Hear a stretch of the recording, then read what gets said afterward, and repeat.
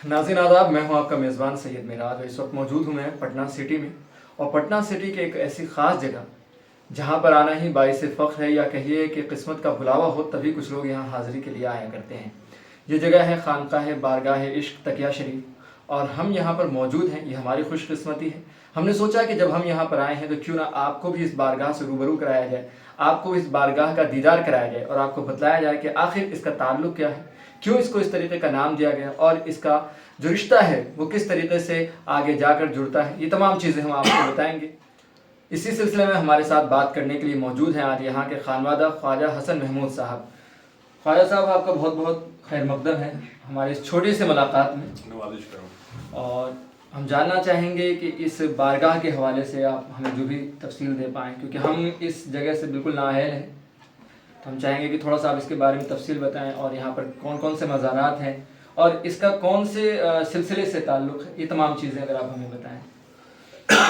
ये नक्शबंदिया अबुल उलाइया सिलसिले की बिहार की पहली खानका होने का इसको शर्फ हासिल है।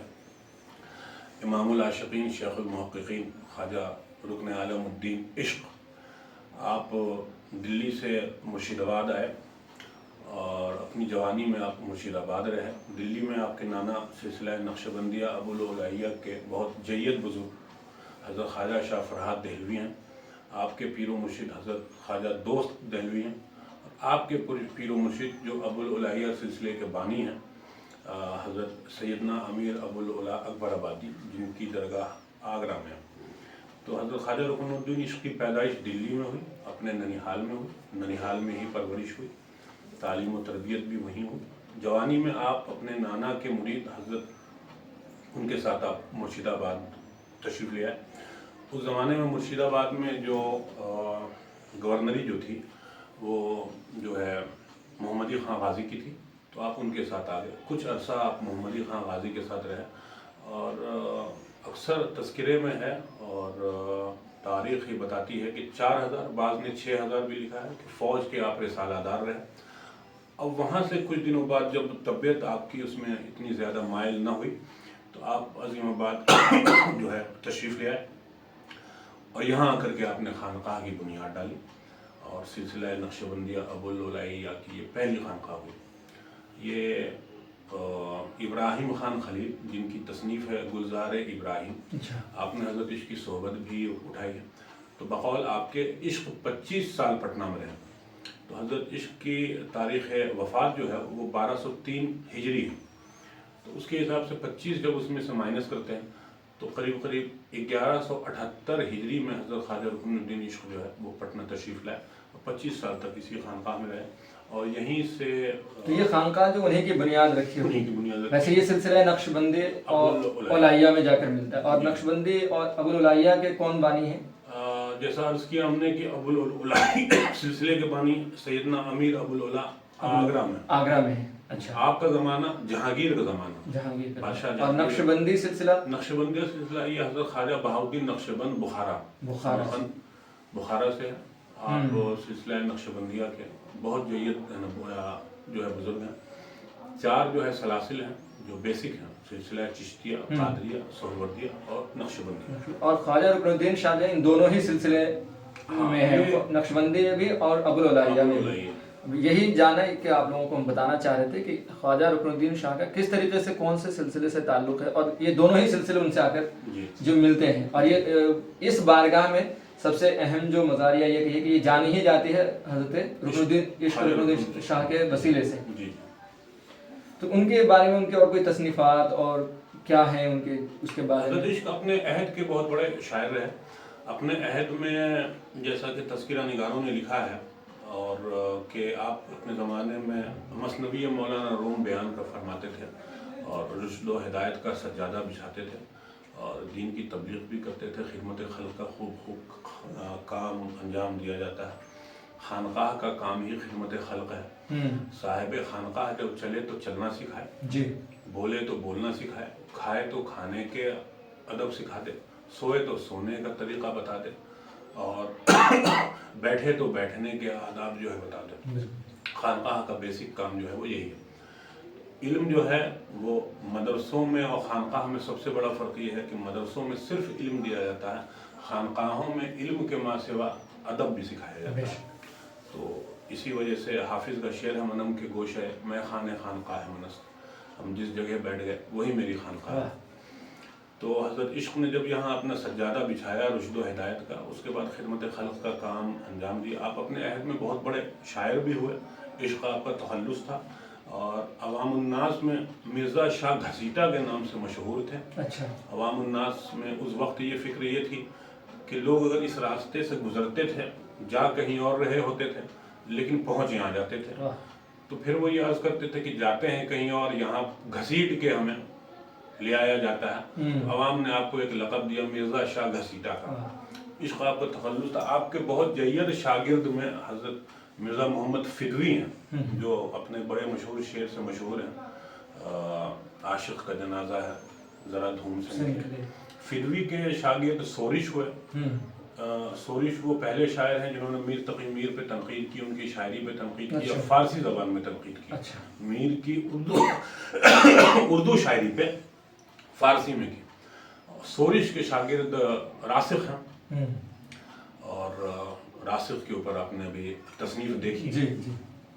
اچھا، رکن الدین شاہ کی رحمۃ اللہ علیہ کی کوئی غزل یا کوئی نظم اگر آپ کو یاد ہو کچھ؟ عشق اپنے دیوان کا پہلا شعر بڑا معروف شعر ہے. آہ جاں سوز کو سر دفتر دیوان کیا، عشق نے دیکھتے ہو پہلے ہی طوفان کیا.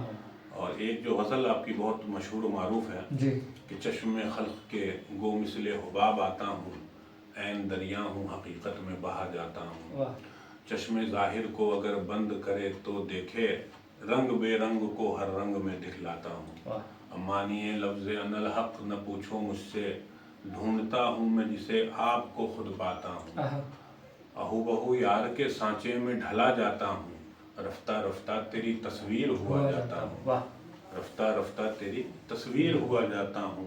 اور دوست ہے دوست کا رہزن یہ تماشا کیا ہے، عشق ہوں عشق کی راہوں میں لٹا جاتا ہوں.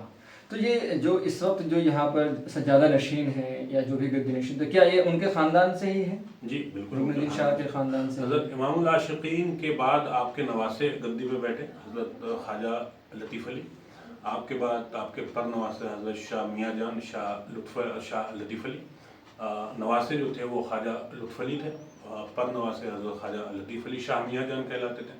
اس کے بعد حضرت خواجہ امجد حسین صاحب بیٹھے، پھر خواجہ حمید الدین احمد، پھر خواجہ شاہد حسین، پھر حضرت خواجہ سید شاہ رکن الدین احمد. ان کے بعد ابھی ان کے فرزند لائق و فائق پیشوائے کل عاشق حضرت سید شاہ خواجہ عامر شاہد نقشبندی ابوالعلائی ابھی اس خانقاہ کے گدی پہ ہیں اور خدمت خلق کا خوب. جیسا ہم جب اس احاطے میں ٹہل رہے تھے تو ہمیں ایک قبر نظر آئی جو کہ سلطان میسور ٹیپو سلطان کے پوتے کی بھی ہے، تو ان کے حوالے سے اگر آپ ہمیں کچھ بتانا چاہیں. شہزادہ محمد کریم کی قبر ہے یہ، اور وہی ٹیپو سلطان کے پوتے ہوئے. اور آپ حضرت خواجہ امجد حسین صاحب سے بیعت ہوئے آ کر کے یہاں، اور آخری آرام گاہ آپ کی یہیں رہ گئی. کلکتہ جب آپ لوگ وہاں سے میسور سے ہجرت کر کے آپ کا خاندان آیا، تو کیونکہ بنگال کے علاقے میں اس زمانے میں جو ہے بنگالہ جو ہے پروونس جو تھی، بہار بھی اس ٹائم بنگال پروونس میں ہی تھا. بنگالہ میں اس خانقاہ کے آج بھی مریدان بہت زیادہ ہیں. مرشید آباد میں، مالدہ میں، اتر دیناج پور میں، دکشن دیناج پور میں بہت زیادہ ہیں. کلکتہ میں بھی بہت ہیں. تو اس زمانے میں بڑا اثر تھا، تو اس وجہ سے وہ لوگ اس خانقاہ سے بیعت ہوئے اور یہیں آخر. اچھا، میرا ایک اور سوال تھا کہ اس وقت جو یہ خانقاہ ہے یہ باقی خانقاہوں سے کس طرح الگ ہے، اور اس کا کس طریقے سے خدمت خلق کر رہی ہے، اور کس طریقے سے عوام کو اس خانقاہ سے فائدہ حاصل ہو رہا ہے، اس کے بارے میں مجھے تھوڑا سا بتائیں. باقی خانقاہوں سے یہ خانقاہ سب سے بڑی اس لیے الگ ہے کہ یہ خانقاہ کبھی خلفشار میں نہیں پڑتی. یہ خانقاہ کبھی کسی تنازع میں نہیں پڑتی. یہ خانقاہ کبھی کسی اختلافات میں نہیں جاتی. یہ خانقاہ ممکن یہ کوشش کرتی ہے کہ امت میں خاص کر کے جو اہل کلمہ لوگ ہیں، اہل کتاب لوگ ہیں ہم لوگ، تو ہم لوگ ایک ہی صف میں رہیں، ایک ساتھ رہیں، اور ایک دوسرے کے عقائد پہ ہم لوگ تنقید نہیں کریں. اس خانقاہ نے کبھی بھی کسی عقائد پر، کسی مسلک پر اور کسی اس پہ تنقید نہیں کی ہے، اور ہم لوگ یہ چاہتے بھی نہیں ہیں کہ تنقید کریں، بلکہ لا اکراہ فی الدین کی اس پر ہم لوگ چلتے ہیں کہ دین میں کوئی زبردستی نہیں. آپ اپنے حساب سے اللہ کے رسول کی سنت پوری کر رہے ہیں صلی اللہ علیہ وسلم، ہم لوگ اپنے حساب سے پوری کر رہے ہیں، اور کوشش یہی ہے کہ اللہ کو خوش کریں, اللہ کے رسول ہم سے خوش ہوں. بالکل. تو یہ سب سے بڑی چیز یہ ہے کہ آپسی جو ہے وہ میل میلاؤ رہے, بھائی چارگی قائم رہے, اور ملت میں کم سے کم ہی تفرقہ ہو. بالکل. اس کے ماں سوا اس خانقاہ کے کئی ایک ادارے ہیں. اس خانقاہ کو یہ بھی شرف حاصل ہے کہ اس خانقاہ کے ادارے میں شاہ احمد رضا خان فاضل بریلوی اعلیٰ حضرت کے سب سے جید شاگرد ملک العلماء حضرت سید شاہ ظفر الدین بہاری نے 9 سال اس مدرسے میں پڑھایا. اور میرے والد بزرگوار ان کے شاگرد رہے حضرت خواجہ ڈاکٹر محمود منظور احمد. اور اس خانقاہ کے کئی ایک ادارے کئی 100 سال سے ہیں جو دین کی خدمت کا کام انجام دے رہے ہیں. اور درسگاہیں کئی ایک درسگاہیں ہیں, کئی ایک ٹیچرس ٹریننگ کالج ہے اس خانقاہ کا جو اپنے حساب سے خدمت کا کام انجام دے رہے ہیں. اور اس کا یہاں عرس کا جو ہے وہ کب لگتا ہے اور کب عرس منایا جاتا ہے, کیا تاریخ؟ اس خانقاہ میں کئی عرس ہیں. اچھا. رمضان میں بھی 2 عرس ہیں, 7 رمضان اور 8 رمضان کو حضرت خواجہ ابوالبرکات صاحب کا عرس ہے جو خواجہ رکن الدین عشق کے مرید و خلیفہ ہیں. آپ کا بھی بڑا ایک مشہور واقعہ ہے, حضرت خواجہ ابوالبرکات صاحب کا انتقال الہ آباد میں ہوا. اچھا. اور انتقال کے 6 مہینے بعد آپ نے اپنے بیٹے کو خواب میں بشارت کیا کہ یہاں دل نہیں لگ رہا ہے, ہم کو میرے پیر کے پاس لے کے چلو. اس زمانے میں قبر چاک کیا گیا. شاہ قاسم صاحب خانقاہ سجادیہ اور دیگر اس زمانے کے بزرگان الہ آباد پہنچے, وہاں جا کر کے قبر چاک کر کے ان کو نکالا گیا اور یہاں لایا گیا. اس زمانے میں شاہ میاں جان حضرت خواجہ لطیف علی صاحب خانقاہ بارگاہ عشق کی گدی پہ جلوہ افروز تھے. آپ نے شہر میں اعلان کروایا کہ جس کو زندہ ولی دیکھنا ہے آ کے دیکھ لے. اس کی وجہ یہ تھی کہ مونچھ کا بال جو ہے وہ ہونٹ کے اوپر آ گیا تھا. اچھا. ناخون جو ہے وہ کچھ بڑھ گئے تھے. یہ خط جو بنتا ہے یہاں بال ریشہ نکل گیا تھا, نیچے سارا ریشہ نکل گیا تھا. لوگوں نے آ کر کے دیکھا اور پھر آپ کو یہیں جو ہے دفن کیا گیا. بہت عمدہ. تو بہت شکریہ خواجہ صاحب حسن نظامی صاحب کا, جو آپ نے بہت تفصیل سے اس بارگاہ کے بارے میں ہمیں بتائی. ہماری خوش نصیبی ہے کہ ہم آپ لوگوں سے ملاقات کر پائے اور ہماری بھی حاضری ہوئی. اللہ ہماری حاضری قبول کرے. اور ناظرین, اگر آپ بھی شہر پٹنہ آئیں اور اس طرف سے گزر ہو تو کوشش کریں کہ اس بارگاہ میں ایک بار حاضری ضرور دیں. آپ کو بہت کچھ سیکھنے کو ملے گا یہاں سے. اور باقی اللہ رب العالمین ان بزرگوار کے فیض سے آپ کو جو کچھ دینا چاہے وہ بے شک دیتا ہے. تو آپ کو جب بھی موقع ملے ضرور حاضری دیں. بہت شکریہ سر, بہت شکریہ.